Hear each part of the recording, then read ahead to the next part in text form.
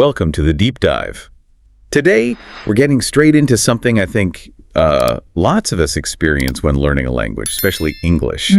Those moments where you just kind of stop talking. You know? Oh, absolutely. That hesitation. The words feel stuck. Exactly. It leads to that choppy speech, those pauses that can feel, well, pretty frustrating. And we actually have you, our listener, to thank for bringing us this source material today. It looks right at this challenge. Yeah, how to speak English more smoothly with fewer of those awkward pauses. Right. So that's our mission for this deep dive, isn't it? It is. We're going to unpack what this source says about why it happens. And crucially, the practical stuff. The ways you can actually train yourself to reduce the pauses. To sound more natural, more confident. So, yeah, let's get into it. Okay, so first off, the source makes a good point. Pausing itself isn't, the enemy. Everyone does it. Even native speakers, right? But maybe for different reasons. Exactly. The source really zeroes in on the reasons for English learners. And the first big one. Let me guess. Thinking in your first language. You got it. That internal translation step. Thinking it out, then converting it. It adds this whole extra layer of processing time, this mental buffer. It does. And linked to that is the fear factor. The fear of messing up. Yeah. Aiming for perfect grammar, the perfect word. All that overthinking just slams the brakes on. Like trying to edit a sentence before you've even finished saying it. Yeah. What else did the source flag? Forgetting words. That's a huge one. Right. The vocabulary just isn't quite automatic yet. It's there somewhere in your brain, but digging it out takes effort. And that effort means silence. And sometimes it's simpler, maybe. Just not enough actual speaking. Yeah, lack of practice. Just not enough time spent actually talking out loud. That makes sense. Speaking is a physical skill, like a muscle. And if you don't work that muscle, it doesn't get smooth or quick. But, the good news here Is that these are fixable. Exactly. The source says these are challenges you can overcome with the right approach. And it suggests starting with your mindset, right? Like a little affirmation. Yeah, acknowledging it, but framing it positively. It's okay to pause. But I can train my brain to speak more fluently. I like that. It shifts from being critical to being, proactive. It really does. And thinking about pauses, when we do need that thinking time, the source points out something interesting about native speakers. They don't just go silent. Rarely. They use fillers, those little words or sounds. Oh, right, like, or well, or, Exactly. The source lists quite a few common ones. Well, let me see,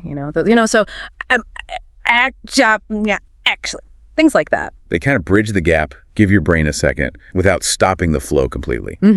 It signals you're still thinking, not finished. The source has good examples comparing the two ways. Okay, so instead of, I want to go store, which sounds quite halting. Right, you might hear, well, I want to go to the store, it just smooths it out. Or if you're searching for an idea, instead of silence, then I think, maybe. You'd use a filler.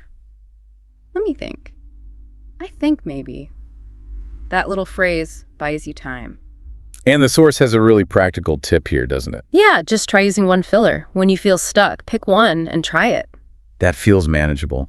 A simple way to start breaking that silence habit. Keeps the momentum going. Okay, so if part of the issue is the physical act of speaking isn't automatic, how do we build that up? The source talks about it like training a muscle. Deliberate practice. Makes sense. What kind of exercises does it suggest? Oh, one really powerful one is called shadowing. Shadowing. What's involved there? You listen to a short audio or video clip, just a few seconds maybe, and you speak along with it at the same time, trying to match the speed, the rhythm, the intonation. So it's less about understanding every single word? Initially, yes. It's more about getting the feel, the music of the language into your mouth, physically practicing those patterns. Learning the melody of English. I like that. What else? Something super simple. Just describe things around you out loud. Like, look at my desk and just talk. Exactly. This is my laptop. It's silver. My mug is blue. Really basic stuff. The goal isn't fancy sentences then? Not at all. The source emphasizes the goal is continuous speech. Just keep talking. Don't worry about mistakes. Because fluency grows through practice. That's a quote. It's a great reminder for that exercise. And there's one more main one. Which is? The 1-minute talk. Okay, how does that work? You pick any topic, anything at all. Set a timer for 1 minute. And just talk without stopping. That's the only rule. Keep speaking. You can use fillers, repeat yourself, use simple words, doesn't matter.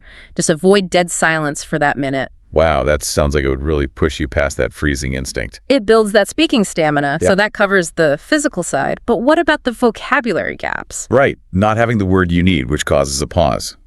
The source calls this building automatic vocabulary. Making those words ready when you need them. So how do you do that, according to the source? Several ways. First, just use the words you already know more often. Don't let them get rusty. Activate your existing vocabulary. Makes sense. Use it or lose it. Pretty much. Also, learn short phrases, not just single words. Like chunks of language. Yeah. Nice to meet you. How's it going? See you later. Phrases often come out more smoothly than trying to piece words together. Okay. What else? Flashcards. Flashcards, yes, but with a twist. Put full sentences on them, not just the word and its definition. So you learn the word in context. Exactly. So it's ready to use. And another technique it suggests is taking a new word Yeah. and making yourself use it in a sentence like 3 different times soon after learning it. Okay. The source used excited as an example, I think. Right. So instead of just knowing what excited means, you'd practice.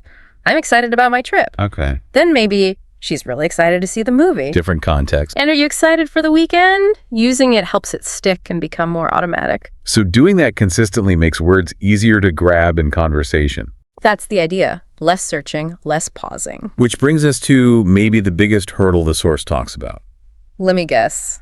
The translating in your head. Exactly. How to stop doing that? The source says start thinking in English. Which sounds, I don't know, a bit daunting, but it's the ultimate goal, right? Yeah. Bypass the first language. How does the source suggest starting? It can't be like writing novels in your head overnight. No. Start small. Really small. Just practice having simple, everyday thoughts in English. Like instead of thinking in my native language, I'm hungry, think the English word. Precisely. I'm hungry. It's hot outside.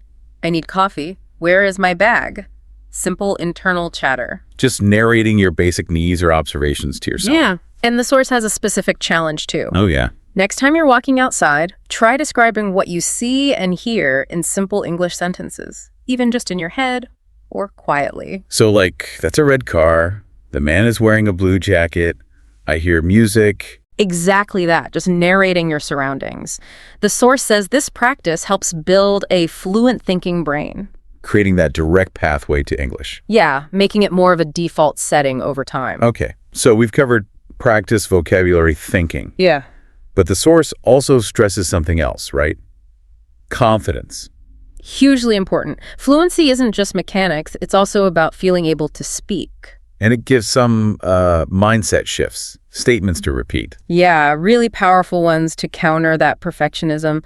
I don't need to be perfect. That's a big one. I can make mistakes, and I speak English, and I'm getting better every day. Those are crucial reminders. Yeah. Because the source is clear. You don't need fancy words, do you? Not at all.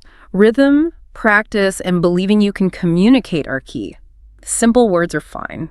And it had some bonus tips at the end too, didn't it? Quick takeaways. It did. Nice and simple. Don't aim for fast. Aim for smooth. Okay, smooth over speedy. Use simple words. They work great. Don't need to impress, just communicate. And celebrate your progress. Every little step forward counts. Those really capture the whole message, linking the practical work with the right mindset.